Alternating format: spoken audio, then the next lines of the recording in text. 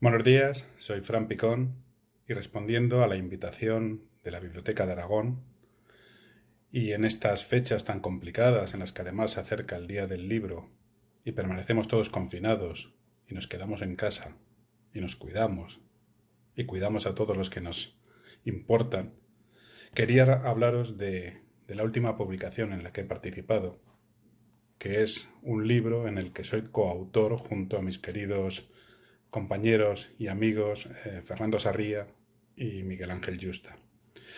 El libro se llama 69 poemas. 69 poemas es un libro de poesía erótica. Son 69 poemas. Su título tiene que ver con lo que todos estáis pensando.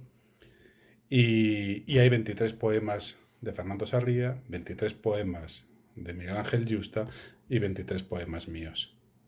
Os animo a que lo leáis, a que lo disfrutéis y a que os adentréis en el universo erótico de Fernando Sarría, de Miguel Ángel Yusta y de un servidor, Fran Picón.